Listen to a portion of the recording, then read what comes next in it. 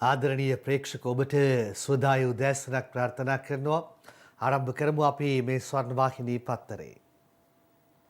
අද සිකුරාදා අද විශේෂ සිකුරාදා දවසක්. ඒ හින්දා අද දවසේ ඒ වටිනාකම වැදගත්කමත් එක්කම ආරම්භය ගමු. මහා සිකුරාදා අදයි. ජේසුස් ක්‍රිස්තුස් වහන්සේ කුරිසේ කෑන ගැසීමේ සිද්ධිය සමරන මහා සිකුරාදා දිනය අදයි. මේ නිමිත්තෙන් ලෝ පුරා වෙසෙන කෝටි සංඛ්‍යාත කිතුණු බැතිමත් වූ අද උන්වහන්සේගේ දුක් ප්‍රාප්තිය සමරනවා. මහා සිකුරාදා සමරුව අද මේගමු දුවේදී ජයල කපාල කන්ද යන ස්ථානවලදී පැවැත්වෙනවා. මේ හැර දිවයින පුරා දෙව් මැදුරුවලද අද පාස්කු දේවමයන් පැවැත්වෙනු ඇත. මහා සිකුරාදා දිනය අදයි. හොඳයි, දැන් අපි අනිකුත් සටහන් වලට අවධානය යොමු කරන්නට සූදානම් වෙන්නේ. කෙලින්ම බහින්නේ පොල් තෙල් වලටයි. අදත් පත්තර කීපයකම ප්‍රධාන ශීර්ෂපාඨ පොල් තෙල්. අද ලංකාදීප ප්‍රධාන ශීර්ෂපාඨයෙන් පොල් තෙල් කතාව ආරම්භ කරනවා. පොල් තෙල් විස තෙවෙනි පරීක්ෂණයෙන් උත්සාහවරුයි යොහාන් බාසුර ලියන්නේ. පෞද්ගලික සමාගම් 4කින් ආනයනය කර එම සමාගම් වලට අයත් ගුදම්වල ගබඩා කර ඇති පොල් තෙල් වල ඇෆ්ලටොක්සින් නැමැති පිළිකාකාරක අඩංගු බවට තෙවන පරීක්ෂණයෙන්ද තහවුරු වෙලා. සෞඛ්‍ය අමාත්‍යාංශයේ ආහාර ආරක්ෂණ ඒකකයේ සහ ශ්‍රී ලංකා ප්‍රමිති ආයතනයේ මීට පෙර කළ පරීක්ෂණ වලින් එම පොල් තෙල් වල ඇෆ්ලටොක්සින් නැමැති පිළිකාකාරක අඩංගු බවට තහවුරු වූ අතර පසුව කාර්මික තාක්ෂණික ආයතනයේ කළ තත්ත්ව පරීක්ෂණයෙන්ද එය තහවුරු වී ඇත. එම ගුදම් වලින් ලබාගත් පොල් තෙල් සාම්පලවල පරීක්ෂණ ප්‍රතිඵල කාර්මික තාක්ෂණ ආයතනය විසින් පාරිභෝගික සේවා අධිකාරියට ඊයේ බාර දෙනු ලැබුවා. මේ සම්බන්ධයෙන් ලංකාදීපේ කළ විමසුමකදී අදහස් දැක්වූ සම්පකාර සේවා අලෙවි සංවර්ධන හා පාරිභෝගික ආරක්ෂණ රාජ්‍ය අමාත්‍ය ලසන්ත අලගිය වන්න ප්‍රශ්නගත පොල් තෙල් වල ඇෆ්ලටොක්සින් නැමැති පිළිකාකාරක අඩංගු බව කාර්මික තාක්ෂණික ආයතනයේ පරීක්ෂණයෙන්ද තහවුරු වී ඇති බව කියනවා.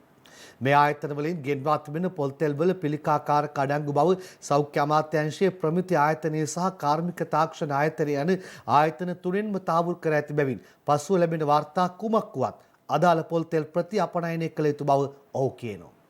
ඔව්, වෙනවනවා කොහොම වුණත් තුන් වතාවක්ම මේක සහතික වෙලා තියෙනවා නම් මේක තියෙනවා කියලා. එහෙමනම් ප්‍රති අපනයනය පළමුව කරලා දෙවනුව මේ හා සම්බන්ධ වගකිය යුතු පාර්ශවයන් ප්‍රති අපනයනය කරලා අත්පීද ගන්නවද? එහෙමත් නැත්නම් මේ වගකිය යුතු පාර්ශවයන් නීතිය රැහැනට අරගෙන ඇවිල්ලා මෙන්න දඬුවම කියලා මා ජනතාවට සහ අනිකුත් මේ වගේ ආනයනය කරන දේවල් වලට අදාළ සමාගම් වලට පණිවිඩයක් දෙනවද? ආණ්ඩුව සත්‍යකේ එක තියෙන්නේ. දැන් මට මතක් වුණා මොකද මේ තුන්වෙනි පරීක්ෂණයනොත් තහවුරු වෙලා තියෙනවානේ පොල් තෙල් වල විස සහිත භාවය. මට මතක් වුණේ දෙවෙනි පරීක්ෂණයෙන් තහවුරු වෙච්ච වෙලාවේ කවුරු හරි කාටුන් ශිල්පියෙක් ඇඳපු කාටුන් එකක්. ඒකේ දාලා තිබුණා දෙවෙනි පරීක්ෂණයනොත් මේක සනාථ වෙලා තියෙනවා කියලා. එතකොට මේක නැහැයි කියලා කියනකම් පරීක්ෂණ කරනවද කියලා තමයි ඒ කාටුන් එකෙන් අහලා තිබුණේ. නිකම් මට ඒක මතක් වුණේ. ඊළඟට අද මව්බිම් පත්තරේ ප්‍රධාන ශීර්ෂ පාඨය මේ. ලීටර 28000ක හොර පොල් තෙල් කන්ටේනරයක් දඹුල්ලෙන් අල්ලයි. දඹුල්ලේ ආර්යදාස ලියන්නේ. බලපත්‍ර ලියකියවිලි කිසිවක් නැහැ. ඇල්ලුවේ ගබඩාවේ වහලේ ටැංකියට බාද්දි කියලා වැඩිදුර වාර්තාවේ දාලා තියෙනවා. දඹුල්ල ආර්ථික මධ්‍යස්ථානයේ පිටුපස පෞද්ගලික ගබඩාවක ඇතුළත විදේශ රටකින් ගෙනවිත් තිබූ පොල් තෙල් ලීටර 28000කට අධික ප්‍රමාණයක් අඩංගු කන්ටේනර් රථයක් ඊයේ රාත්‍රී 7:30ට පමණ පොලිස් භාරයට ගත් බව දඹුල්ල පොලිසිය කියනවා. දඹුල්ල නගරාධිපතිවරයාට ලැබුණු තොරතුරක් මත දඹුල්ල මූලස්ථාන පොලිස් පරීක්ෂක එස් එදිරිසිංහ සහ පොලිස් කණ්ඩායමක් දඹුල්ල නගර සභාවේ නාගරික මන්ත්‍රීවරුන් පිරිසක් පැමිණ පස්වරු 7:30ට පමණ මෙම ස්ථානයේ පරීක්ෂා කළා. පොලිසිය සහ නගරාධිපති ජාලි ඕපාත ඇතුළු පිරිස් එම ගබඩාවට යන අවස්ථාවේදී කන්ටේනර් රථය සම්පූර්ණයෙන්ම ගබඩාව ඇතුළට දමා බටවලින් එම ගබඩාවේ වහලේ මත තනා තිබූ ටැංකියකට මෙම පොල් තෙල් බාමින් සිටින අයුරු දැක් ගැනීමට හැකි වූ බව නගරාධිපති ජාලි ඕපාත සඳහන් කිරීමක් කරනවා.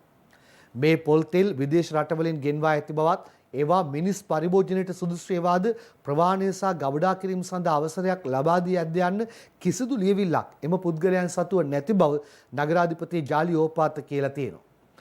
පසුගියදා පාරිභෝගික අධිකාරිය මගින් දඹුල්ල නගර මැදේ පිහිටි පොල් තෙල් අලෙවි කරන ස්ථානයක් මේ ආකාරයෙන්ම මුද්‍රා තැබුවා. එම පොල්තෙල් ගබඩාව හිමිකරු මෙම පොල්තෙල් තොගයද ගෙන්වා ඇති බව දඹුල්ල පොලිසිය කියනවා. ඔන්න කතන්දරේ. අද මව්බිම් පත්තරේ මේ කතාව උපුටා ගත්තේ. ඊට පස්සේ අද දිවයින පත්තරේ තවත් කතා දෙකක් මේ පොල්තෙල් වලට ආශ්‍රිතව දාලා තියෙනවා. මේ එකක් පිළිකා පොල්තෙල් ගැන 25 දෙනෙක්ගෙන් ප්‍රකාශ ගනී. රාජ්‍ය නිලධාරීන් 15 දෙනෙක් ඒ අතර නෝමන් පලියවඩනයි හේමන්ත රන්දුනුයි ලියලා තියෙන්නේ. උපුටා ගන්නවා සටහන පිළිකාකාරක විෂ රසායන ද්‍රව්‍ය අඩංගු බව කියන පොල්තෙල් ආනයනය කිරීමේ සිද්ධිය සම්බන්ධයෙන් ප්‍රධාන පෙළේ ව්‍යාපාරිකයන් රාජ්‍ය නිලධාරීන් ඇතුළු 25 දෙනෙකුගෙන් ප්‍රශ්න කර ප්‍රකාශ ලබා ගැනීමට අපරාධ පරීක්ෂණ දෙපාර්තමේන්තුවේ විශේෂ පොලිස් කණ්ඩායමක් කටයුතු කරමින් සිටිනවා. විස සහිත පොල්තෙල් ආනයනය කිරීමේ සිද්ධිය සම්බන්ධයෙන් අපරාධ පරීක්ෂණ දෙපාර්තමේන්තුවේ සහකාර පොලිස් අධිකාරීවරයෙකුගේ ප්‍රධානත්වයෙන් විශේෂ පොලිස් කණ්ඩායමක් පෙරේදා සිට සිය විමර්ශන කටයුතු ආරම්භ කර තිබුණා කියලයි කියන්නේ. මෙසේ ප්‍රශ්න කිරීමට නියමිතව සිටින රාජ්‍ය නිලධාරීන් අතර ශ්‍රී ලංකා රේගුවේ නිලධාරීන් ඇතුළු 15 දෙනෙකු පමණ සිටින බව වාර්තා වෙනවා. මම කියන්නේ හැම මොහොතකම පත්තරෙන් අපි කිව්වෙත් හැම මොහොතකම මේ ප්‍රති අපනයනය කළා අතපිහිද ගන්න දෙන්නට එපා. වගකියුතු පාර්ශවවලට මේවා පිටුපස්සේ ඉඳලා අනුබල දුන්නු අයට දැඩි දඬුවම් ක්‍රියාත්මක කරන්න. එතකොට අද දිවයින පත්තරේ ප්‍රධාන ශීර්ෂ පාඨය මේ රටින් ගේන පොල්තෙල් වලට තානමක් චමින්ද සිල්වලියන්.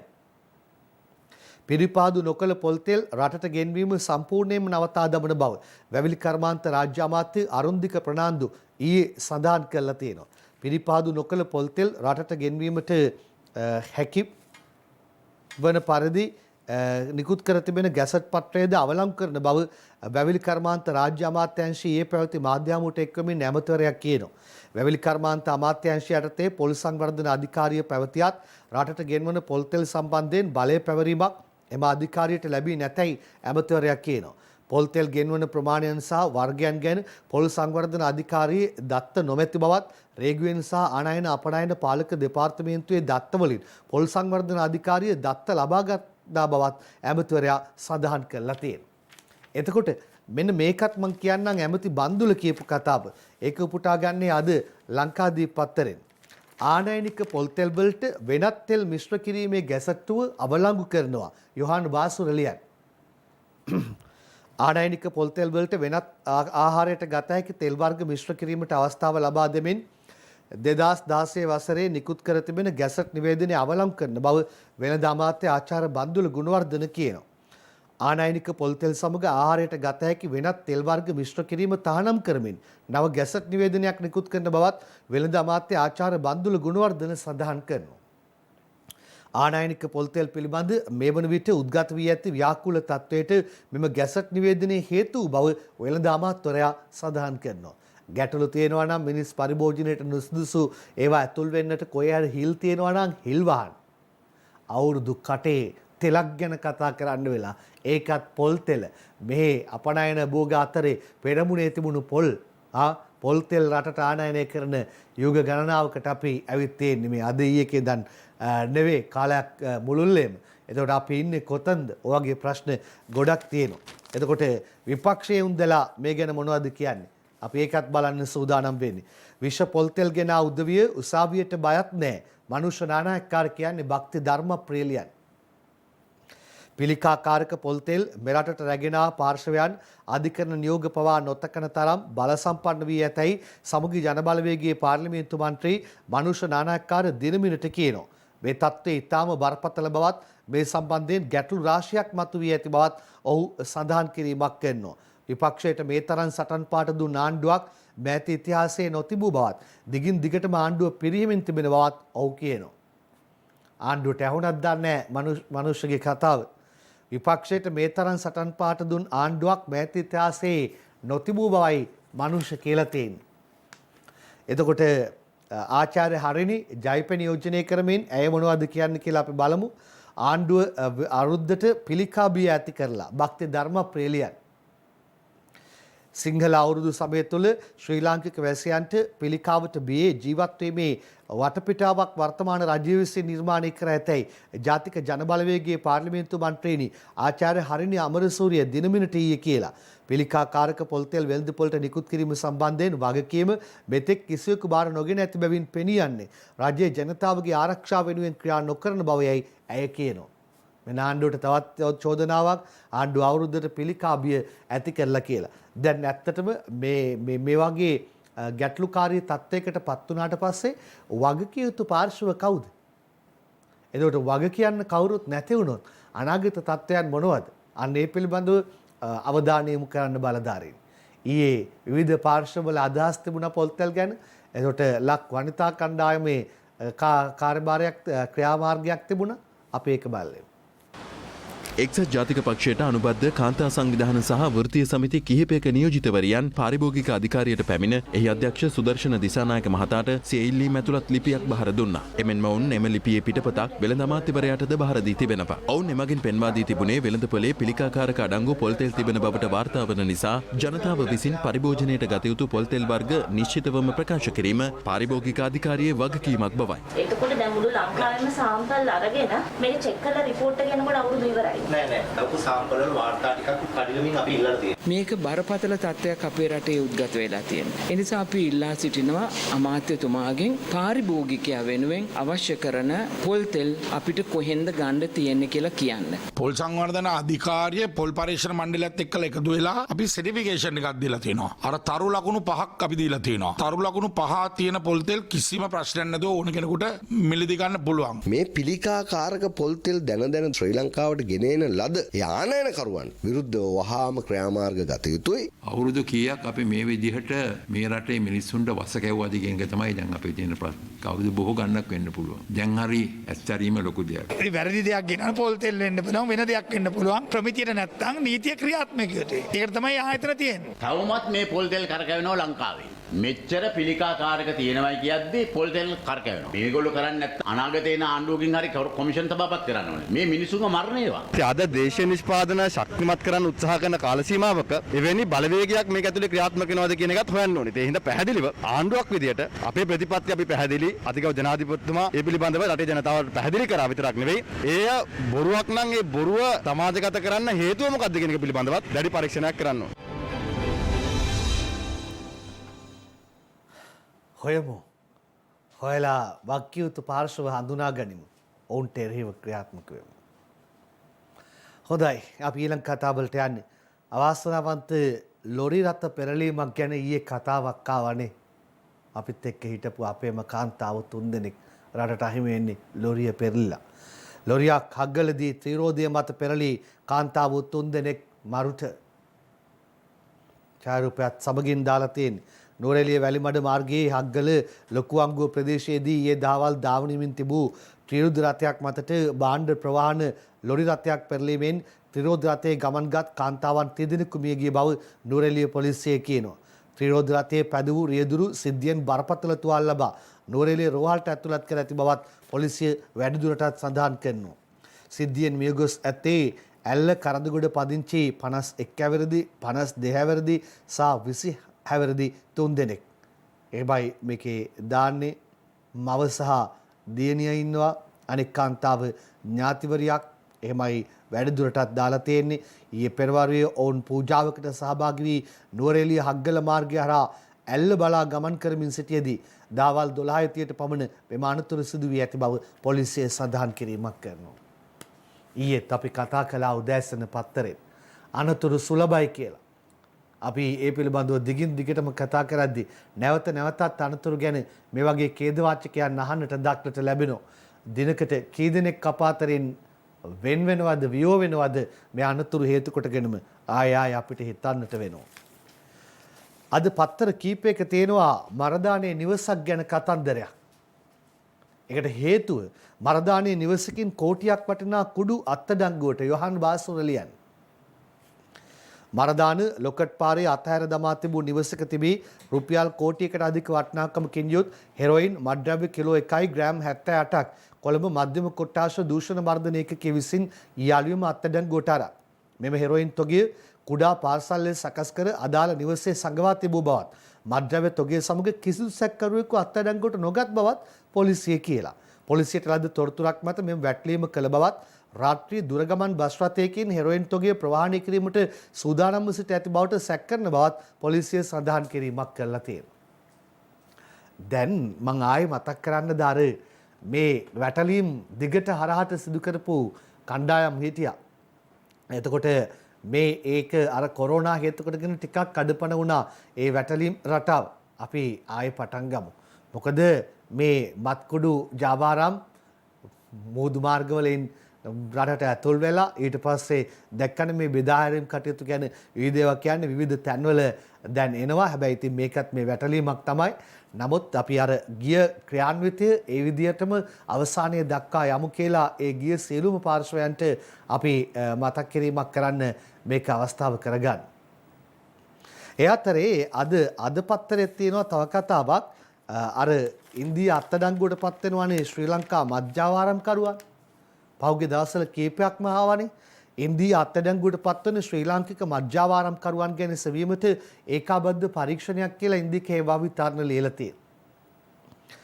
ඉන්දිය වෙරළ ආරක්ෂක බලකා නිලධාරීන් විසින් මද්ද්‍රව්‍ය සහ ගිනි අවි සමග ශ්‍රී ලාංකිකයන් අත්අඩංගුවට ගැනීම සිදු කරන නිසා එම ජාවාරමට සම්බන්ධ ප්‍රධාන පෙළේ පිරිස් අත්අඩංගුවට ගැනීමට දෙරටේ ආරක්ෂකාංශ ඒකාබද්ධ වී විශේෂ පරීක්ෂණයක් ආරම්භ කළා තියෙනවා. මෙම කටයුතු සඳහා ඉන්ටර්පෝල් ශ්‍රී ලංකා ශාඛාවේ සහයෝගයන් ලබාගෙන තිබෙන අතර අත්අඩංගුවට පත් පිරිස් පිළිබඳ ඉන්දිය බුද්ධ්‍යංශ හා ශ්‍රී ලංකාවේ බුද්ධ්‍යංශ අතරත් තොරතුරු හොමාරු කර ගැනීම සිදු කර ගැනීමට නියමිත බව වාර්තා වෙනවා. එසේම මද්ද්‍රව්‍ය සම්බන්ධයෙන් පසුගිය මාර්තු මාසයේදී ඉන්දිය වෙරළ ආරක්ෂක බලකා නිලධාරීන් විසින් මෙරටට අයත් යාත්‍රා 4ක් මෙරට පුද්ගලයන් 25 දෙනෙකු අත්අඩංගුවට අරගෙන තිබෙනවා.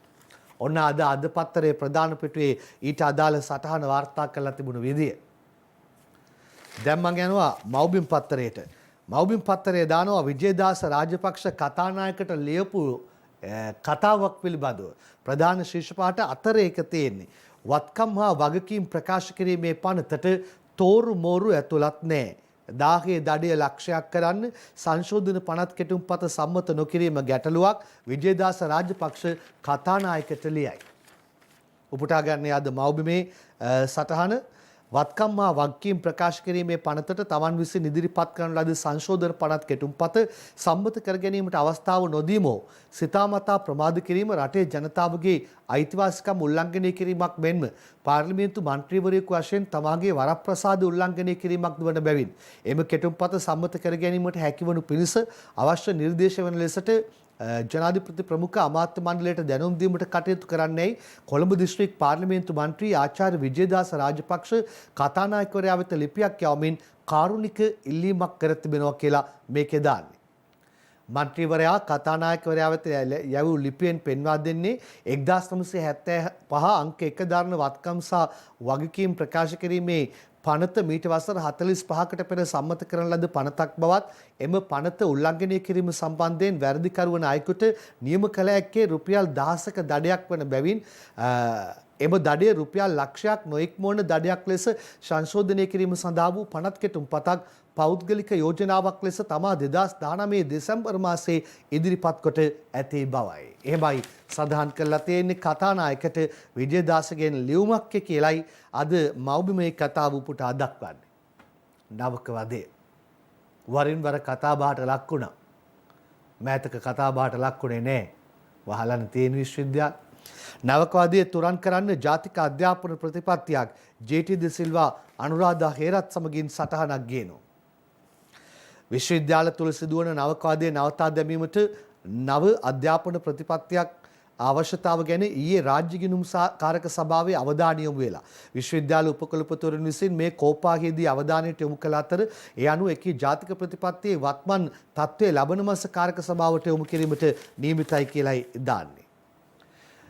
වෛද්‍යවරුන්ගේ විශ්‍රාම වයස ගැන කතාවක් ආවා. ඉල්ලීමකුත් කළා තිබුණා විශ්‍රාම වයස වැඩි කිරීම කියලා. දැන් අපිත් කිව්වේ වැඩ කටයුතු කරන්න පුළුවන්කම තියෙනවනම් හරි ඕනෑම පාර්ශ්වයක මං කියන්නේ වෛද්‍යවරුන් තරක් නෙමෙයි වැඩ කටයුතු කරන්න පුළුවන් නම් ශක්තිය තියෙනවනම් එතකොට ඒ විශ්‍රාම වයස වැඩි කිරීම කියන කාරණාවට යන්නට වෙනවා. මොකද හොඳට පරිණත වෙලා හොඳට වැඩ කරන්න පුළුවන් සෞඛ්‍ය සම්පන්න බව තියෙද්දි නේද? දැන් මම මේ කාරණාවට අදාළව පොදුවේ හැමදේම කතා කළේ. වෛද්‍යවරුන්ගේ විශ්‍රාම වයස 63ක් කරයි කියලා ඔන්න සටහනක් දාලා තියෙනවා. රජයේ සේවයේ නියුතු සියලුම ශ්‍රේණිවලට අයත් වෛද්‍යවරු නිලධාරීන්ගේ අනිවාර්ය විශ්‍රාම ගැන්වීමේ වයස අවුරුදු 63ක් දක්වා දීර්ඝ කිරීමට සෞඛ්‍ය අමාත්‍යාංශය තීරණය කළා. දැනටමත් රජයේ විශේෂඥ වෛද්‍යවරුන්ගේ විශ්‍රාම ගැන්වීමේ වයස අවුරුදු 63 දක්වා ඉහළ නංවා ඇති නිසා එම විශේෂඥ වෛද්‍යවරුන්ගේ සංඛ්‍යාවට අනුප්‍රාප්තිකව සියලු ශ්‍රේණිගත වෛද්‍ය නිලධාරීන්ගේ සංඛ්‍යාව ඉහළ නැංවීම වෛද්‍ය සේවාව කාර්යක්ෂමව පවත්වා ගැනීමට දායක වන බව සෞඛ්‍ය අමාත්‍යාංශය සඳහන් කිරීමක් කළා තියෙනවා. හොඳයි ඊළඟට මම කතා කරන්න හදන්නේ දේවානි හා සම්බන්ධයෙන් කාරණා කීපයක් පරිසරය හා කතා කරද්දී ඊළඟට ඇමතුරුන් එක්ක ගැටුම් ඇති වුණු ඇමතුරු ගැටෙන්නට ආපු අවස්ථා පිළිබඳව පෞද්ගලික වකවානුවේ කතා කළා. ඒකත් එක්ක අද පත්තර කීපයක ඒ ගැන කතාවක් තියෙනවා. මව්බිමේ ප්‍රධාන පිටුවෙන් ඒ කතාව උපුටා ගන්නවා. දේවානිගේ යෝජනාවට ජාසිංහගෙන් කොළ එලියක් සවනි ශේෂාදි වාර්තා කරන්න. මේගමුව කලපුවෙන් බැහැර කර ඇති රොන් මඩ සහිත විශාල පස්තොගෙන් වැලි සෝදා ඉවත් කරගත හැකිදැයි වහාම සොයා බලන ලෙස පරිසර අමාත්‍යාංශයේ ලේකම් විශේෂඥ වෛද්‍ය අනිල් ජාසිංහ උපදෙස් දීලා. එම රොන් මඩ තොගෙන් වැලි ඉවත් කර ගැනීමේ හැකියාවක් ඇතනම් ඊට වහාම මැදිහත් වන ලෙස ලේකම්වරයා භූවිද්‍යා සමීක්ෂණ හා පතල් කැණීම් කාර්යාංශයට උපදෙස් දීලා. එම කටයුතු තවදුරටත් ප්‍රමාද නොකර මේ සතිය තුළම නිලධාරීන් පිරිසක් යවා ඊට අදාළව පියවරගෙන Tamanට වාර්තා කරන ලෙසත් ලේකම්වරයා උපදෙස් දුන්නා කියලයි වැඩිදුරටත් දාලා තියෙන්නේ. ඔන්න අලුත් කතාව දේවානිගේ යෝජනාවට ජාසිංහගෙන් කොළේලියක්. ඒතොර මේ අය නිලධාරීන් තොට ඒ නිලධාරීන්ට යම් යම් දේවල් පිළිබඳ එකගතාවන්ට එන්න පුළුවන්. ඕවට දේශපාලන කතන්දර ආවම තමයි ගැටුම් ඒ වගේම විරසකයන් බවට පත් වෙන්න යන්නේ නේද? නානුවයි නුවරඑළියයි ගැන කතන්දරය සහ සබැඳියාව දන්නවනේ. දුම්රියෙන් ගියාම කොහොමද ඒක වෙන්නේ? එකත් එක්ක දැන් එතකොට මෙන්න මෙහෙම කතාවක් අද ඇවිත් තියෙනවා. නානුවේ සිට නුවරඑළියට කේබල් කාර් උපතිස්ස පෙරේරා ලියන. නානුවේ දුම්රිය ස්ථානයේ සිට නුවරඑළිය ග්‍රෙගරි වැව දක්වා කුළුණු 23කින් සමන්විත නැවතුම් පොල් 3කින් යුත් කේබල් කාර් ව්‍යාපෘතියක් නාගරික සංවර්ධන අධිකාරිය සහ ශ්‍රී ලංකා සංචාරක සංවර්ධන අධිකාරිය ඒකාබද්ධව ක්‍රියාත්මක කිරීමට පියවරගෙන තිබෙනවා. නුවරඑළිය නගරය තුළ විශේෂයෙන් ග්‍රෙගරි වැව අවට ප්‍රදේශයේ සංචාරක කටයුතු ඉහළ නැංවීම සඳහා විවිධ උපාය මාර්ගිකා යටිතල පහසුකම් සංවර්ධන ව්‍යාපෘතියක් ලෙස මෙම ව්‍යාපෘතිය ගොඩනැංවීම හිමිකාරීත්වයේ මෙහෙයවීම සහ පැවරීම මත පෞද්ගලික ආයෝජකයෙකු හරහා මේ ක්‍රියාත්මක වෙනවා. එහි ඍජු විදේශීය ආයෝජනය ඩොලර් මිලියන 55ක් කියලා දාලා තියෙනවා. ඔය කේබල් කතා නුවරඑළිය ආශ්‍රිතව වරින් වර වෙටින් විට ආවා. දැන් ඔන්න අලුත්ම කතාව අද මව්බිම් පත්තරෙන්නේ උපුටා ගත්තේ. ඡායාරූප අවස්ථාවක් තියෙනවා අද ලංකාදීප පත්තරේ. දෙරටේ ඒකාබද්ධ පුහුණුව පාකිස්තාන් ශ්‍රී ලංකා හමුදා පුහුණු අභ්‍යාසයක්. ඡායාරූපයක් සහිතවයි වාර්තාව තියෙන්නේ. මේ ඒකාබද්ධ යුද හමුදා ක්ෂේත්‍රයේ පුහුණු අභ්‍යාසය සාලියපුර ගජබා රෙජිමේන්තුව හමුදා කඳවුරේදී දින 15ක් පුරා පැවති අතර ඒ සමාප්ති උත්සවයේ පාකිස්තාන් මහා කොමසාරිස්වරයා සහ ආරක්ෂක මාණ්ඩලික ප්‍රධානී ශ්‍රී ලංකා යුද හමුදාපති ජෙනරාල් ශවේන්ද්‍ර සිල්වාගේ ප්‍රධානත්වයෙන් නිකුත් 30 වෙනිදා පවත්වලා තිබෙනවා. මේ අවස්ථාවක් තමයි මම පත්තරෙන් උපුටා ගත්තේ. ඊළඟට දිවයින පත්තරයේ තියෙන කතාවකට අපි අවධානය යොමු කරමු. හදිසි මරණ පරීක්ෂක මුස්ලිම් ලෙස අලුත් අනතුරක් මනෝජ් අබේදී රලියන්. මුස්ලිම් ජනගානයේ 5000 දෙනෙකුට හෝ ඊට වඩා වැඩි ප්‍රාදේශීය ලේකම් කොට්ටාශයන් සඳහා අදාළ ප්‍රාදේශීය ලේකම් කොට්ටාශයට බලපෑත්වන පරිදි හදිසි මරණ පරීක්ෂක මුස්ලිම් යනුවෙන් නව තනතුරක් ඇති කර තිබෙනවා. මේ අනුව දිවයිනේ ප්‍රාදේශීය ලේකම් කොට්ටාශ ගණනාවක් සඳහා හදිසි මරණ පරීක්ෂක මුස්ලිම් ලෙස තනතුරක් ඇතිවනු ඇතැයි වාර්තාවේ වැඩිදුරටත් සඳහන් කරලා තියෙනවා. ඒ අද දිවයින පත්තරෙන් උපුටා ගත්ත කතන්දරේ. ඊළඟට අපි අද පත්තරයට අවධානය යොමු කරන්නට සූදානම්. සහරාන්ගේ මරාගෙන මැරෙන ප්‍රතිඥා වීඩියෝව මුදාහැරි පුද්ගලයා ඇතුළු 4 දෙනෙක් අත්අඩංගුවට ඉන්දික හේවා විතරණ බණ්ඩාරගම බිමල් එක්ක ලියන. සහරාන් හාෂීම් විසින් පාස්කු ප්‍රහාරයට පෙර තවත් පුද්ගලයන් කීප දෙනෙකු සමග සිදු කළ යාඥාවක් සහිත වීඩියෝ පටය හා ඡායාරූපයේ අන්තර්ජාලයට මුදාහර ඇති පුද්ගලයා ඇතුළු සහරාන් හෂීම්ගේ අන්තවාදී කටයුතු වලට සහයෝගය දැක්වූ බව කියන පුද්ගලයන් 4 දෙනෙකු ත්‍රස්ත ක්‍රියා විමර්ශන කොට්ටාශය මගින් අත්අඩංගුවට අරගෙන තිබෙනවා. ආදාළ පිරිසෙන් සැකකරුවන් 2 දෙනෙකු කොළඹදී අත්අඩංගුවට ගෙන තිබෙන අතර ඉන් එක් සැකකරුවෙකු වැල්ලම්පිටිය ප්‍රදේශයේ පදිංචි 31 හැවිරිදි පුද්ගලයෙකු අනෙක් සැකකරු තිහාරිය ප්‍රදේශයේ පදිංචි 32 හැවිරිදි පුද්ගලයෙක් කියලායි වැඩිදුරටත් පත්තර වාර්තාවේ දාලා තියෙන්නේ. සහරාන් හෂීම්ගේ අන්තවාදී මතවාද WhatsApp පරා ප්‍රචාරය කිරීමේ චෝදනාව මත මෙම සැකකරුවන් අත්අඩංගුවට ගෙන තිබෙනවා. මෙම පුද්ගලයන් දෙන්න කටාර් රාජ්‍ය රැකියා කරමින් සිටියේදී අදාළ අන්තවාදී අදහස් ප්‍රචාරය කර ඇති අතර මෙරටින් සිදු කළ ඉල්ලීමකට අනුව මේ පුද්ගලයන් දෙදෙනා කටාර් රාජ්‍යයෙන් මෙරටට පිටුවහල් කර ඇති බවට තහවුරු වී තිබෙන බව පොලිස් මාධ්‍ය ප්‍රකාශක නියෝජ්‍ය පොලිස්පති නීතිඥ අජිත් රෝහණ සඳහන් කිරීමක් කළා තියෙනවා. ඒ අතරේ අද පත්තරේ ප්‍රධාන ශීර්ෂ පාඨය රවි ගැනයි. රවි ඇතුළු පිරිස ගැනයි. රවි ඇතුළු පිරිසට නඩු දෙකෙන්ම අප බුද්ධිමාල් රුබේරුලියන්. මහා බැංකුව විසින් භාණ්ඩාගාර බැඳුම් කර නිකුත් කිරීමේ අවස්ථා දෙකදී රජයට රුපියල් කෝටි 5200ක පමණ පාඩු සිදු කිරීමේ චෝදනා මත දින 14ක කාලයක් රිමාන්ඩ් භාරයේ රඳවාගෙන සිටි හිටපු මුදල් අමාත්‍ය රවි කරුණානායක ඇතුළු විත්තිකරුවන් 8 දෙනා නඩු දෙකෙන්ම දැඩි කොන්දේ සහිත අපමත මුදාහැරීමට ත්‍රිපුද්ගල මහාධිකරණ විනිසුරු මඩුල්ල දෙකින්ම ඊයේ නියම කෙරලා. මහා බැංකුව විසින් 2016 මාර්තු 31 වෙනිදා භාණ්ඩාගාර බැඳුම් කර නිකුත් කිරීමේදී රජයට රුපියල් කෝටි 1500ක පමණ පාඩුවක් සිදු කළ බවට හා මහා බැංකුව විසින් 2016 මාර්තු 29 වෙනිදා සිදු කළ බැඳුම් කර වෙන්දේසියේදී රුපියල් බිලියන 36.89ක් නේ බැඳුම් කර සාපරාධී සාවද්‍ය පරිහරණය කිරීම මගින් රජයට පාඩු සිදු කිරීම යටතේ පවරා තිබූ නඩු දෙකටම හිටපු මුදල් අමාත්‍ය රවි කරුණානායක ඇතුළු විත්තිකරුවන්ට මෙලෙස අප නියම කළ විනිසුරු මඩුළු නඩු විභාගයේ අවසන් වනතුරු විත්තිකරුවන්ට විදේශගත වීම තහනම් කර තිබෙනවා. රවි ඇතුළු පිරිසට නඩු දෙකෙන්ම අප. හොඳයි අපි විරාමයකට ගිහින් ආයෙ එන්න.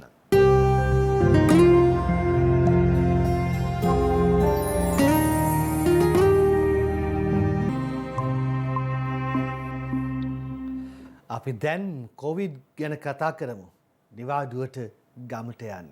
හැබැයි කොවිඩ් නොගෙන යන්න. ඒක තමයි මුලින්ම කියන්න ඕනකම තියෙන්නේ. දැන් අවුරුදු නිවාඩුව එලිපත්ය අපි ඉන්නේ. අවුරුදු මාසේ, බක් මාසේ, භාග්‍යවන්ත මාසේ ආවා. එතකොට ගම්බින් බලා යනවා. හැබැයි පරිස්සමට යන්න, ඔබ ගමට යන්න, කොවිඩ් නොගෙන යන්න. ඒ ගැන අද පත්තරේ සටහන අපේ විශේෂඥ වෛද්‍ය සුදත් සමරවීරගේ ප්‍රකාශය බලන්න. නිවාඩුවේ කොළඹ සිට ගමට යන අයගෙන් ගමට කොවිඩ් අවදානමක් ආර්ථික කලාප ඉලක්ක කරගෙන PCR පරීක්ෂණ සිදු කරනවා කියලත් ඔහු සඳහන් කිරීම කළා තියෙනවා පත්තර වාර්තාව මා පුටා ගත්තේ. දැන් මේ අවදානම හේතු කොටගෙන කොහොම හරි මේ සෞඛ්‍ය ආරක්ෂිතව ගමට යන්න ඒක තමයි වැදගත් වෙන්නේ. ඒ අතරතුරේදී ඔබ දන්නවා අපි මෙල්ල කරගත්ත කොරෝනා ගොඩක් දුරට මෙවන විට ආසාදිතයන් අවම වශයෙන් වාර්තා වීම අපේ රටට සෝදායි තත්ත්වයක්. අද ලංකාදීපේ දානෝ IDH රෝහල ගැන සුවිශේෂී තැනක් නෙමේක අප්පා. මොකද මෙතන ඉන්න කාර්ය මණ්ඩලය මොන තරම්නම් කැපවීමක් කළාද මේ අපේ රටේ රෝගීන් සුවපත් කරන්නට වෙහෙස වුණේ මහන්සි වුණේ මොන තරම් අවදානමක් දරාගෙනද මේ සතුටු ආරංචියක් තියෙන්නේ. IDH රෝහලේ කොරෝනා රෝගීන් ගණන හරි අඩකින් අඩු වෙලා සුජිත් හේවාජූලි ගෙලියන්. IDH රෝහලේ කොරෝනා රෝගීන් සංඛ්‍යාව හරි අඩකින් පමණ අඩු වී ඇතැයි එහි අධ්‍යක්ෂ වෛද්‍ය හසිත අත්තනායක කියනවා. කොරෝනා රෝගීන්ට ප්‍රතිකාර ලබා දෙන දිවයිනේ ප්‍රධාන රෝහල් ලෙස ක්‍රියාත්මක වන්නේ IDH රෝහලයි. කොරෝනා ආසාදිතයන් 200කට වැඩි පිරිසක් IDH රෝහලේ මේට පෙර ප්‍රතිකාරගත් බව කී රෝහල් අධ්‍යක්ෂකවරයා එම රෝගීන් සංඛ්‍යාව මේ වන විට 100කට ආසන්න සංඛ්‍යාවක් දක්වා පහත බැස ඇතැයි කියනවා. රෝහලේ සියලුම වාට්ටු පසුගිය කාලයේ එක්තරා අවස්ථාවක සම්පූර්ණයෙන්ම පිරී පැවතුණු බවත් ඔහු කියනවා. එන්නත් කරණයත් සමගම කොරෝනා රෝග ව්‍යාප්තිය පහත බැසීම රෝහලේ රෝගීන් සංඛ්‍යාව අඩුවීමට බලපෑ ප්‍රධාන හේතුව බවත් රෝගීන් සංඛ්‍යාව මෙලෙස අඩු වී ඇතත් ඕනෑම අවදානමකට මුහුණ දීමට රෝහලේ පහසුකම් සූදානම් කර තබා ඇති බවත් ඒ නිලධාරීන් කියනවා. අපි ඔබේ කැපවීම අගය කරන්න මේක අවස්ථාව කරගන්නවා. ගණන් ගෙලව් ටික මම කියන්නම් ඊයේ දවසත් එක්ක වෙලාව බලලා ඇවිල්ලා. මෙන්න ගණන් හෙලවුට එක කියන්න හදන්නේ ඊයේ දවසේ ආසාදිතයන් වාර්තා වෙලා තියෙන්නේ 211යි ගොඩක් අවම වෙලා තියෙනවා. හැබැයි මේ දවසකට සුව වෙන සංඛ්‍යාව ටිකක් වැඩිපුර හිටියානේ. දැන් රෝගීන් සංඛ්‍යාවේ අඩුවීමත් එක්ක ඒකත් සුව වෙන එකත් අඩු වෙන්න එපයි. හැබැයි ඊයේ 156 දෙනෙක් තමයි සුව වෙලා ගිහිල්ලා තියෙන්නේ. කොහොම හරි මේ වන විට රෝහල් වල ප්‍රතිකාර ලැබමින් සිටින සංඛ්‍යාව 2939යි 3000 කටේ ඉන්නේ. 3000 වැඩි නොවන තැනට අපි වග බලාගෙන ඉස්සරහට ගියොත් හොඳයි. මොකද හේතුව ඉන්දියාවේ තුන්වෙනි රැල්ලක් ගැනනේ කතා වෙන්නේ නේද? ඒ හින්දා ආය අපේ රටේ තුන්වෙනි රැල්ලකට ඉඩ නොතබමු. පළවෙනි රැල්ල අපි හොඳට පාලනය කරා. දෙවෙනි එක තමයි ඔය මිනුවන්ගොඩ, පෑලියගොඩ ඔය වගේ පොකුරු කීපයක් එක්ක ඉස්සරහට ගියේ. ඒ හින්දා තුන්වෙනි රැල්ලක් නොවෙන්න වග බලා ගනිමු. මේ වන විට සමස්ත ආසාදිතයන්ගේ සංඛ්‍යාව 92917ක් බවට වාර්තා වෙලා තියෙනවා. ඊයේ කොවිඩ් මරණ 3ක් වාර්තා වෙලා තියෙනවා කියලාත් ඔබට කියන්න ඕන. හොඳයි ඊළඟට දේශපාලන ධාරාව පැත්තට යන්න තියෙන්නේ. ඊට කලින් බඩුමල්ල පැත්තට යමුද? සහන පැකේජ් එක බන්දුලගේ. ඒක ගැන ඊයේ ප්‍රවෘත්ති ප්‍රකාශයේ තිබු වාර්තාව ඔබට. අත්‍යවශ්‍ය පරිභෝජන භාණ්ඩ 12ක් රුපියල් 1000ක මිලට ලබා දෙනවා. වෙළඳ පොලේ පවතින මිලට වඩා රුපියල් 410ක ඉතිරියක් ඇති වෙන බව තමයි සතොස ගණක ශිල්පීන් විසින් මට දන්නලා තියෙන්නේ. සාන මල්ල තුල රතු කැකුළු කිලෝ, සුදු කැකුළු කිලෝ එක, නාඩු කිලෝ එක, සුදු සීනි කිලෝ එක, රතු පරිප්පු කිලෝ එක, පාන් පිටි කිලෝ එක, ලුණු කැට පැකට්ටුවක්, හාල් මැස්සන් 250, කෑලි මිරිස් පැකට් එක, සෝයා මීට් පැකට්ටුවක්, තේ කොළ පැකට්ටුවක්, මූණු ආවරණය. අමාත්‍යවරයා ප්‍රකාශ කළ ආකාරයටම දිවයින පුරා සතොස වෙළඳ සැල්වලදී රජය මගින් හඳුන්වා දෙනු ලැබූ මෙම සහන බඩුමල්ල ලබා ගැනීමේ අවස්ථාව ජනතාවට හිමි වුණා. මේ පිළිබඳ සොයා බැලීමට වෙළඳ අමාත්‍යවරයා ජායල සතොස සංකීර්ණයේ නිරීක්ෂණ චාරිකාවකද නිරත වුණා. මේ සියල්ල වෙළඳ පොලේ පවතින සාමාන්‍ය මිලට වඩා අඩු මිල ගණන් යටතේ තමයි යලෙන්නේ. සමයට අවශ්‍ය ප්‍රමාණවත් සියලුම තොග අපි රැස් කරලා තියෙනවා. රට පුරාම අත්‍යවශ්‍ය පරිභෝජන භාණ්ඩ ටික බෙදා හැරීම සඳහා සතොස කළමනාකාරීත්වය සේවක මණ්ඩලයත් උනන්දුවෙන් කටයුතු කරනවා. කොහොමද මේ දැන් අවුරුද්ද සහනවල? මේක හොඳ වැඩක්. මේ අවස්ථාවේ මේ මිනිස්සු බොහොම අමාරුවෙන් ජීවත් වෙන කාලයක් මේ. බොහොම සතුටුයි මේ වගේ හැමදාම ගන්න පුළුවන් ලොකු දෙයක්. සහනවල ගන්න නැද්ද? රුපියල් 1000 බඩුවල? නෑ ගන්න. ඒකේ තියෙන දේවල් වැඩක් නෑ. වටින්නේ නෑ ඒක. හාල් තියෙනවා, සීනි තියෙනවා. හොඳයි අපිට හොඳයි. ඒ මල්ල ලාභයි නේ මිනිස්සුන්ට. 1000ක් කියලා කිව්වා තමයි. අනේ. බඩු මල්ලේ මුංගට දිනාද කියලා බලන්න ගත්තේ මුංගට නෑ.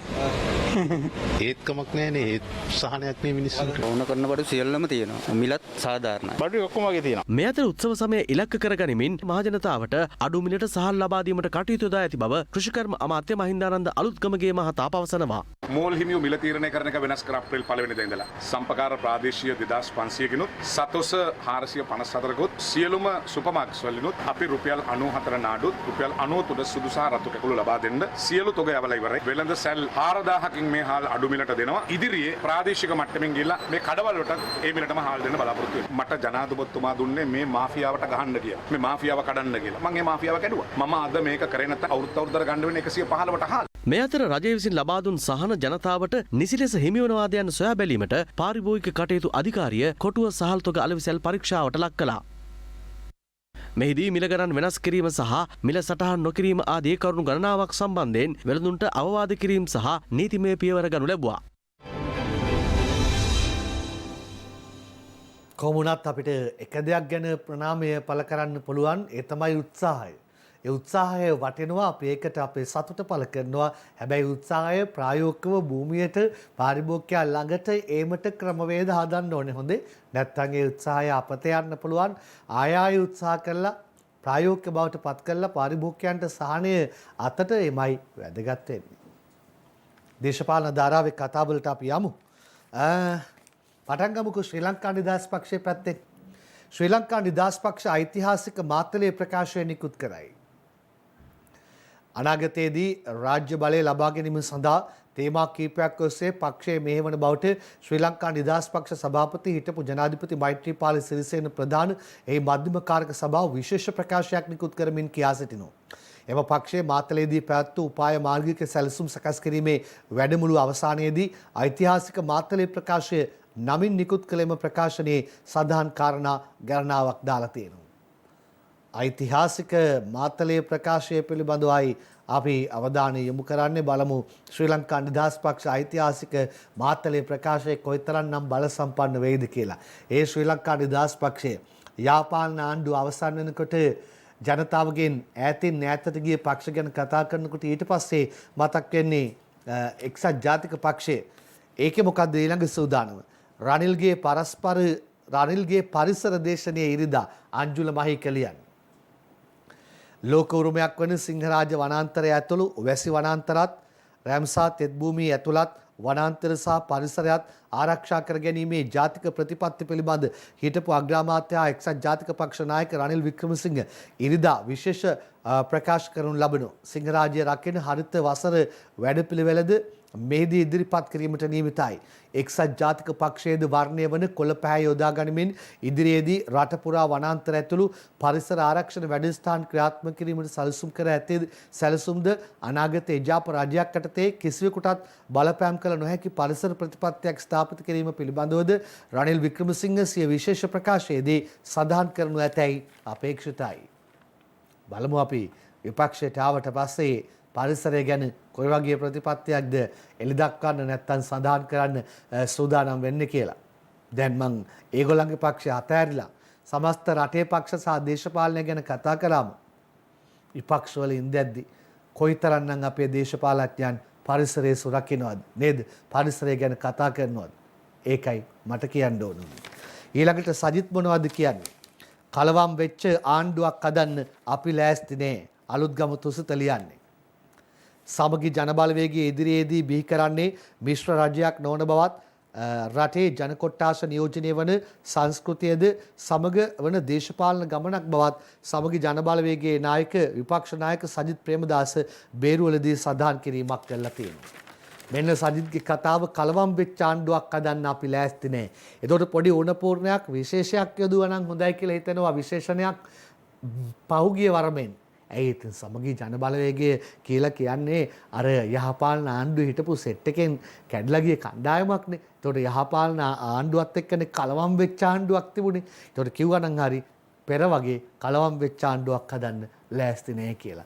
මංගල අර ජිනීවා කතාවත් එක්ක කතාවක් කිව්වානේ. එයාට විමල්ගෙන් ප්‍රතිචාර තිබුණා. ඒ වගේම සාගරකාරී වසමුත් මොනවද කිව්වා අපි බලමු. මංගල සමරවීර අමාත්‍යවරයා එදා විදේශ ඇමති හැටියට ඒක කළේ අගමැති රනිල් වික්‍රමසිංහගෙන් විතරක් අහලා. එහෙම කුමන්ත්‍රණකාරීව තමයි රාජ්‍යයට හතුරු යෝජනාවට මංගල සමරවීර අත ඉස්සුවේ. ඒ වෙනුවට අපේ රජය කරන්නේ අපේ රණවිගුවන්ගේ නිර්දෝෂීභාවය සනාථ කිරීම සඳහා කටයුතු කරන එක. ඒකේ ප්‍රතිඵලයක් හැටියට මොන අභියෝගාවක් රටක් හැටියට ජාතියක් හැටියට ඒකට එකවන්න මුහුණ දෙනව ඇරෙන්න මංගල සමරවීරලා තෝරගත්තු මාවතේ මේ රට අරගෙන යන එක නෙවෙයි අපේ වගකීම. එතකොට මංගල සමරවීර අපිට කියන්නේ ඒක කරන්න කියලා. ඒක කරන්නද ලක්ෂ 69ක ජනතාවක් ගෝඨාභය රාජපක්ෂ ජනාධිපතිතුමාට ජනවරමත් දුන්නා. 2015 අපේ රජය පරාජය කරන්න ජනතාවගේ ඔළුවට ලොකු විස බීජයක් ඇතුල් කරන්න එවකට තිබුණු විපක්ෂය සමත් වුණා. මං හිතන්නේ මේ දේ නැවත සිදුවෙමින් පවතිනවා කියලා අපිට පෙනී යනවා මේ දැන් වෙන දේවල් වලින්. පහුගිය කාලේ අපි දැක්කා පරිසරය විනාශ කරනවා කියන කතාව ජනගත කරා සමාජගත කරා. සීනි වංචාවක් වෙලා කියලා හැමතැනම කතා කරනකොට අපි දැක්ක මේ රජයේම කැබිනට් ඇමතිවරයෙක් රූපවාහිනියට ඇවිල්ලා කිව්වා ඔව් ඉතින් එහෙම වංචාවක් වෙලා තියෙනවා නම් ඒක වැරදි. ඊට පස්සේ රාජ්‍ය ඇමතිවරයෙක් කිව්වා අපි මේ රජය ගෙනාවේ මේ වගේ වංචා කටයුතු කරන්න නෙමෙයි කියලා. දැන් මේ අපේම රජයේ කැබිනට් ඇමතිවරයෙක් සහ රාජ්‍ය ඇමතිවරයෙක් මෙහෙම කියනවා. දැන් මේ පොල් තෙල් කතාවක් කියනවා. මේක අර කලින් වෙච්ච දේ ජනතාවට වඩා සංවේදී වෙන ආකාරයකින් ගෙනීමේ තාම සියුම් සහයක් තියෙනවා අපිට නොදැනෙන්න. දේශපාලන ධාරාවේ විවිධ පාර්ශවයන්ගේ පත්තර අදහස් සහ වැඩිදුර අදහස් තමයි ඔබට ඉදිරිපත් කළේ.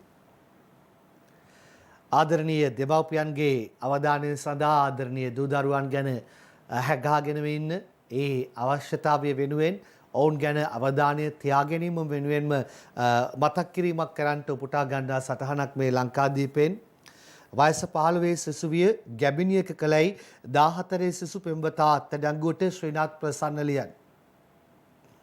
නාත්තන්ඩිය අධ්‍යාපන කලාපයට අයත් කනිෂ්ඨ විද්‍යාලයක ඉගෙනුම ලබන 15 අවුරුදු සිසුවියක ගැබිනියක් කළ බව කියන 14 අවුරුදු සිසුවෙකු පෙරේදා අත්අඩංගුවට ගත් බව මාරවිල මූලස්ථාන පොලිසිය කියනවා. මේ සිසුවා 15 අවුරුදු සිසුවියගේ පෙම්වතා බවද සඳහන් වෙනවලු. එතකොට මාරවිල මූලස්ථාන පොලිසියේ ළමා හා කාන්තා කාර්යාංශයේ කණ්ඩායමක් මාරවිල පොලිස් වසමේ පිහිටි සිසුවියගේ නිවසට ගොස් ඇය පොලිස් භාරයට අරගෙන තියෙනවා. පොලිස් කණ්ඩායම නිවසට ගොස් ඇයගේ මව්පියන්ට මේ බව දැනුම් දෙන තෙක් තම දියණිය ගැබිණියක බව ඔවුන් දැන නැති බවත් සිසුවියද මේ රහසක්ව තබාගෙන නැති බවත් පොලිසිය සඳහන් කිරීමක් කරනවා. දෙමාපියනි ඔබේ අවධානය වෙනුවෙන් තමයි ඒ වාක්‍ය ඛණ්ඩයත් උපුටා ගත්තේ. අම්මලා මේ පොලිසියෙන් ඇවිල්ලා කියනකම් දැනුවත් නෑලු. ගෙනීමට දක්ෂ සිසුවියක්ලු.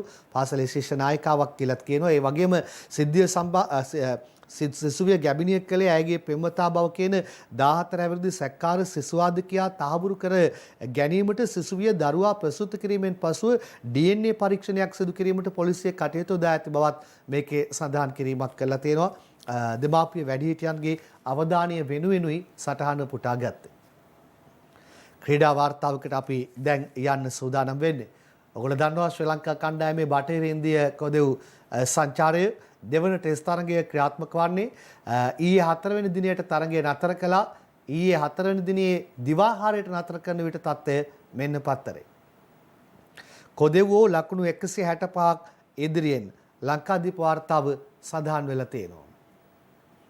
හොඳයි, ඒ අතරේ අපි ඔබට මතක් කිරීමක් කරන්න ඕනි ලකුණු තත්ත්වය ගැන. ඒ තමයි තරගය 4 වෙනි දිනට නතර කරන විට ශ්‍රී ලංකා කණ්ඩායම ලකුණු 377ක ඉලක්කයක් පසුපස හඹාගෙන යනවා. මේ වන විට ශ්‍රී ලංකා කණ්ඩායම ලකුණු 29යි කිසිවෙකු නොදවි ජයග්‍රහණය සඳහා ශ්‍රී ලංකා කණ්ඩායමට තවත් ලකුණු 348ක අවශ්‍යතාවයක් තියෙනවා. පළමුවෙනිම ලකුණු 354යි බටහිර ඉන්දිය කොදෙව් කණ්ඩායම ශ්‍රී ලංකා කණ්ඩායමට ලබාගත හැකි වූ සීළු දෙනා දැවි ලකුණු 258ක් පමණයි. දෙවැනි ඉනිමේ බටහිර ඉන්දිය කොදෙව් කණ්ඩායම සාර්ථක ප්‍රතිහාරණයක නිරත වුණා. කඩලු 4ක් පමණක් දැවි ලකුණු 280ක් ලබා සිටියේදී ඔවුන් ඉනිම අත්හිටෙව්වා. ශ්‍රී ලංකාවට 377ක ඉලක්කයක් ලබා දුන්නා. දැන් අවසන් දවස ආදායි ශ්‍රී ලංකාව 348ක් පිටුපසෙන් කඩලු 10ක් අතැතිව. අපි ජයග්‍රාහී ලකුණු සංඛ්‍යාව කියන්නේ එක දවසක් තුළ ටෙස්ට් තරගයක 348ක් කියලා කියන්නේ ඉතා විශාල සංඛ්‍යාවක්. අපි පරිස්සමෙන් හඹා යමු. ඒ වගේම අපි සුප්පතනවා අඩුම වශයෙන් තරගයේ ජය පරාජයකින් තොරව අවසන් කර ගැනීමට හෝ. පැතුම් නිශ්ශංක මේ සංචාරයේදී හඳුනාගත් ශ්‍රී ලංකාවේ අනාගතයේ අතිදක්ෂ ප්‍රතිකරුවෙක් කියලා තමා ඔප්පු කරමින් ඉන්නවා. ලැබෙන අවස්ථාවෙන් උපරිම ප්‍රයෝජන අරගෙන පැතුම් නිශ්ශංක හොඳම 11 අතරට පළමු ලෝක ටෙස්ට් සූරතාවලිය එහි අවසානය කරා ළඟා වෙමින් පවතින මොහොතක මෙම තරගාවලියේදී මංගල ටෙස්ට් තරගයට එක්වමින් දස්කම් දැක්වූ හොඳම ක්‍රීඩකයන් 11 දෙනා අතරට ශ්‍රී ලංකාවේ පැතුම් නිශ්ශංකත් ඇතුළු වී තිබෙනවා. සුප්‍රකට විස්දන් සංගරාව විසින් මේ තෝරා ගැනීම සිදු කර තිබෙනවා කියලායි කියන්නේ. තාම දක්ෂ ක්‍රීඩකයෙක් කියලා පෙන්වුම් කරනවා. ඊළඟට මේ ඊයේ අවසන් වුණ නිමේදීත් ඔහු අර්ධ ශතකයක් වාර්තා කරන්නට සමත් වීමත් විශේෂත්වයක්. ඒ අතරේ අපි ඔබට මතකද ඊයේ දවසේ අපි ලොතරැයි අලෙවි කරන කාන්තාවක් පිළිබඳව කතා කළා. ඇයට තිබුණු අවංකකම හේතු කොටගෙන රුපියල් ලක්ෂයක දිනුමක් අයිතිකාරයාට බාර දුන්නා. හැමදාමත් එනවලු ටිකට් ගන්න එක්කෙනෙක් ටිකට් 4-5ක් වෙන් කරන්න තියෙනවලු. එයාට වෙන් කරලා තිබුණු ටිකට් පත් 4 එදා ගෙනියන්න අමතක වුණාලු. හවස ඒවා පරීක්ෂා කරලා බලනකොට මේ අලෙවි නියෝජිතවරිය දකිනවා ඒකට රුපියල් ලක්ෂයක දිනුමක් ඇදිලා තියෙනවා. ඒත් ඇය ඒ ටිකට් පත තමාගේ කරගත්තේ නෑ. අරයා දන්නෙත් නැතුව එයාට කතා කරලා ඔබට ලක්ෂයක දිනුමක් තියෙනවා කියලා කිව්වා. මනුස්සකම් බෙදා හැරියා. මනුස්සකම් බෙදා හැරෙන ශ්‍රී ලාංකිකයන්ට ස්වර්ණවාහිනී පත්තරේ විවෘතයි. අපි ඇගේ කතාව හොයාගෙන ඇගේ වෙළඳ කොටියට ගියා. මේ කතාව ඇහුවට ඔබට හිතේවි මෙහෙම අය මේ ලෝකේ ඉන්න පුළුවන්ද කියලා. මේ ලොතරැයි විකුණන්නේ විජිත මල්ලිකා. මල්ලිකා මේ ටිකට් විකුණන රස්සාවට ආවේ තමන්ගේ දරු දෙන්නව ජීවත් කරවන්න. සමන්ත ඔහුගේ ටිකට් එක වෙන් කරන්න කියලා මල්ලිකාට දුරකථන ඇමතුමක් ලබා දුන්නා. මල්ලිකා ඒ විදියට ටිකට් එක වෙන් කරලා තිබ්බා. තරුණයා එදා ආවේ නැති නිසා පහුවෙනිදා ඇය ඒ ටිකට් එක නිකමට වගේ බැලුවා. මෙන්න ඒකට ලක්ෂයක් ඇදිලා ඇය ඒ තරුණයාට කෝල් එකක් දීලා විස්තරේ කිව්වා. ඒ ටැග් අරගන්න ඒ තරුණයාට උදව් කළා. මට දුවයි පුතයි ඉන්නේ. ඉතින් අපි කුලියට ගාලා ජීවත් වෙන්නේ. ඉතින් එන දුප්පත් ඉතින්. කාට හරි ටිකට් එකක් ඇදුනොත් ඒ ටිකට් එක දෙන්න. ඒක එයාගේ දෙයක්. අපි කාගේවත් දෙයක් බලෙන් උදුර ගන්න හොඳ නෑ. එයා සතුට දෙනවනම් අපිට කමන්නේ. දුන්නොත් සතුට දෙයක් ගන්නමයි අරන්න ගන්න එපා කියලා මම කියන්නේ අමොන්ටම දෙයක් අපිට හිමි නැත් දෙයක් අනුන්ගේ දෙයක් ගන්න එපා බලෙන්. එයාටම දීලා සිම සතුටක් ලබන්න මම කැමතියි එහෙම කට්ටියට දෙන්න. ඒ අපූරු මනුස්සකමට ආයෙත් අපේ ප්‍රණාමය, අපේ සතුට, අපේ ගෞරවය. හොඳයි කාටුන් පෙළ පමණයි දැන් ඉතිරිව තිබෙන්නේ. විරාමයක් අරන් ඇවිත් කාටුන් පෙළේදී හමු වෙමු.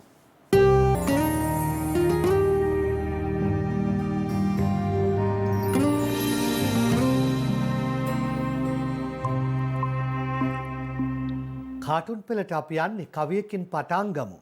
අද දිනමිනේ දිල්රුගේ සීපද කවිය මෙන්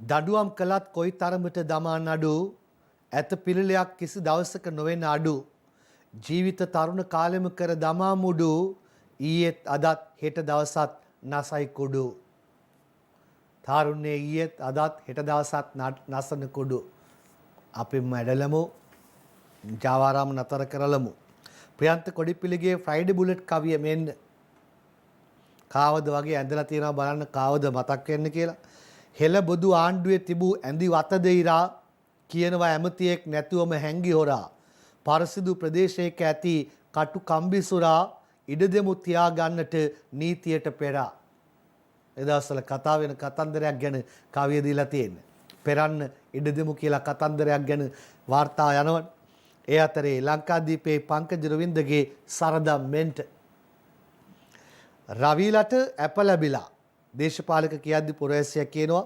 මහෙන්ද්‍රනුත් ආවනම් ඉවරයිනේ. එතකොට ඒකම දිනමිනේ ශ්‍රීකාන්තගේ ශ්‍රී දූපත লীලා තියෙන්නේ මෙන්න මෙහෙම.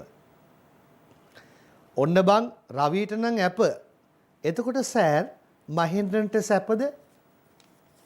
රවිට ඇප මහෙන්ද්‍රන්ට සැපද කියලා අහන්නේ. මේ දිනමිනේ අංජනගේ කාටුන් එක. නූතන දේශපාලනයේත් ෆෙලික්ස් ඩයස්ලා ජූනියස් රිචඩ්ස්ලා ඉන්නවා කියලා විමල් කියනවා. ඩීඑස්ලා එන්එම්ලා බණ්ඩාරනායකලා තමයි නැත්තේ. එයාලා තමයිලු අඩු. කවියකුත් දීලා තියෙනවා විදුර අබේනායකගේ දවසේ පද 4. ෆෙලික්ස් ඩයස්ලා ජූනියස් රිචඩ්ලා හිටියා එදත් පිට රටටම දිවැස්ලා. කියමින් මෙරට දේ අගේති විමල්ලා එනමුත් මලේ දැන් පෙරහර ගිහිල්ලා. එනමුත් මලේ දැන් පෙරහර ගිහිල්ලා. ඒ කියන්නේ වැඩි මේ ලංකාදීපේ නිමල් ජයශාන්තගේ කාටුන් එක. වෙන අර යාපාල් ආණ්ඩුවේ ලොකුන්න හැලා දෙන්න. ඒ යාපාල් ආණ්ඩුවත් ඉවර වෙනකොට මේ දෙකත් මොකද උනේ? ශ්‍රී ලංකා නිදහස් පක්ෂයේ ගැලවිච්ච අත උස්සන්න හදනවා මෛත්‍රී. අර අලියා වැටිච්ච වල ළඟ ඉඳන් රනිල් ගොඩ ගන්න try කරනවා. අවුරුදු 5ක් ගෙවි ගිය හැටිනේ. ඊළඟට දිනමිනි අංජන ඉන්ද්‍රජිත්ගේ කාටුන් එක. මෛත්‍රී කියනවා රජයට සහයෝගය දෙමින් ශ්‍රී ලංකා නිදහස් පක්ෂයේම රජයක් පිටවීමට කටයුතු කරනවා කියලා. මේ මොකද්ද කරන්නේ යා? අගේ ඉඳන් කනවද? පක්ෂයේ මේ ආණ්ඩුවේම ඉඳලා එහෙමද?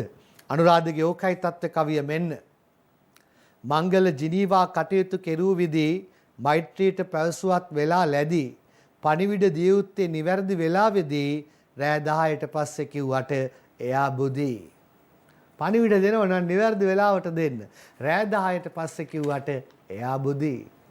මේ දිනමිනේ රටේ මුල්ලේ මුදන්නායකගේ ඇත්ත නැත්ත කවි දෙකෙන් මංගලට දීලා. දිගු කලකින්ය මංගල එළියට බැස්සේ බටහිරටම ඇහෙන්නයි හයියෙන් කැස්සේ. අප නැත ඕන් වෙත ගොස් යටිපලු පිස්සේ යායුතු රටක් ලෙස නිවැරදි මං ඔස්සේ පරගැති කමින් පාසිබිමින් දෙකට නැමේ ලොව බලවතුන් හා එක් වී බැඳපු බැමි නැති කර දැමුව තිබු නිදහස රටට කිමි මංගල වැනි අයට ඕවා හරිම සොමි. සමහරු ජාත්‍යන්තරයේ ගිහිල්ලා කටයුතු කරනකොට මෙන්න මේ කවියේ පදවේ පළවෙනි පද පෙළියත් මතක් වෙනවා. පරගැති කමින් පාසිබිමින් දෙකට නැමි. අද පත්තරේ අවන්ත ආටිකලගේ කාටුන් එක දැන් දෙන්නේ ගමනක් යනවා එක්කෙනෙක් දේශපාලඥයෙක් අනිත් එක්කෙනා පුරවැසියා උද්දමනය කියන වලහ ආවා කැලේ මැදින් යද්දි ඒකෙද්දි දේශපාලකයාට ගස් නගින්න පුළුවන් නිසා එයා නැගලා බේරුණා දැන් අපේ පුරවැසියා බිම දිගා වෙලා ඉන්නවා. උද්දමන වලහා පුරවැසියාට මොනා කරයිද? අවුරුදු කටේනේ මේ සුජීවගේ විගඩම් කවිය. කවදද ඉලව්වේ කරදර වෙන්නේ තුනි කාගෙත් පැටිකිරි අපි දැන් හොඳට දනි.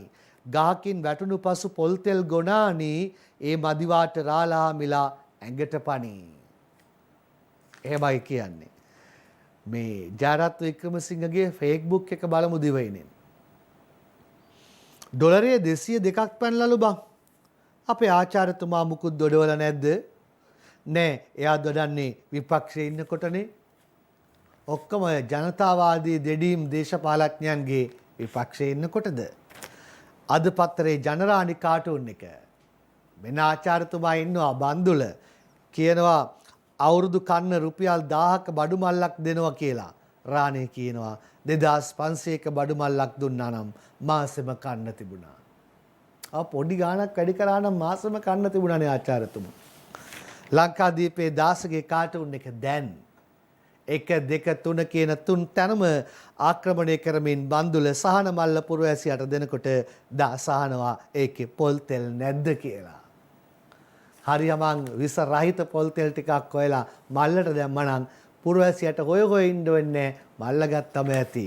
ඒකම තමයි MD වීරරත්න කාටුන් එකෙත් මෙන්න තියෙන්නේ. සහන මල්ල දෙනකොට බන්දුල පුරවැසිය අහනවා පොල් තෙලුත් තියෙනවද? දැම්මනම් ගොඩ පොල් තෙලුත්. මේ අද දිවයිනේ චමෝත් පද්මශ්‍රීගේ ශ්‍රී සමයන්. ඇමතුමා කියනවා කිසිම පාරිභෝගිකයෙකු පොල් තෙල් වල පිළිකාකාරක විස තියෙනවා කියලා පැමිණිල්ලක් කරලා නෑලු. අපේ ගෙදර නම් ලැබ් එකක් නෑ. අනික ඕවා අපිට තේරෙන්නේත් නෑ. ඔබේ ගෙදර ඊළඟට ලංකාදීපේ දාසහප්වලානගේ ස්වාරිස් මේ අර මාළු අමුයෙන් කාපු නැහැ නේද? එයා කියනවා ස්වාරිස්ට මාළු කෑල්ලක් බැදගන්න විදියක් නෑ බං කියලා. ස්වාරිස් කියනවා සෑර්ට මොකටද පොල් තෙල්? සෑර්ට අමු මාළු කාලා පුරුදුයිනේ. එයාට නම් මොකටද පොල් තෙල්? එයා අමුයෙන්ම කයි කියලායි කියන්නේ. ලංකාදීපේ තිස්ස හේවාවිස්සගේ කිනා වැස්ස. සජිත් වගේ එක්කෙනෙක් ඇඳලා තියෙන්නේ. ඔන්න දියේ ගිලමින් සිටපු අවස්ථාවක සජිත් එල්ලෙන්න බෝතලයක් හම්බෙලා. වැලක් නෙමෙයි එල්ලෙන්න බෝතලයක් හම්බෙලා තියෙන්නේ. පිළිකා කාරක පොල් තෙල් කියන බෝතලේ නැගලා සජිත් ගොඩට එන්නයි සූදානම. දිනමිනේ අංජනි ඉන්ද්‍රජිත්ගේ කියලා වැඩක් නෑ. දේශපාලක පුරවැසියට කියනවා පොල් තෙල් වංචාව ගැන මුලින්ම හෙළි කළේ ආණ්ඩුවයි කියලා මහින්දානන්ද කියනවා. දැන් ඉතින් පොල් තෙල් වංචාව ගැන හෙවිල්ල නවත්තලා මුලින්ම හෙළි කළේ කවුද කියලා හොයන්න එපයි. දැන් පොල් තෙල් වංචාවද හොයන්නේ මුලින්ම හෙළි කරපු කෙනාද හොයන්නේ. මේක බලන්න. දැන් මොනවා වේද පොල් තෙල් ගෙනාපු අයට මව්බිමේ MD වීරරත්නගේ මාර්සිපාල. සියා කියනවා විස පොල් තෙල් ගෙන අයට දැඩි දඬුවම් දෙනවලු. මාර්සිපාල කියනවා එල්ලලා ගහයි එල්ලලා. බලන් ඉමු. මේ ඊළඟ කවිය අද ලංකාදීප තලන්ගේ අනේද කියන්නේ. තේපොල් රබර් මතකද සුද්දාගේ කාලේ ආදායම රටේ සවිමත් කළ තාලේ පොල් තෙල් රටට එයි දැන් පිට රට මෝලේ පැටලී සිටි රට පිළිකා පඹ ගාලේ. අවසාන කවිය මේ තිලකගේ තුන් මන්සල. පොල් තෙල් එදා අප රට පිට රට යවුවා අද පිට රටින් විස පොල් තෙල් ගෙන්නෙව්වා. කලකදී පොල් වතු අරගෙන වෙනසෙව්වා දේශපාලනින් සිදුවුණු වැරදිය මෙව්වා. දේශපාලනින් සිදු වැරදිය මෙව්වා. අපි හැමෝම ලෝක සතියේ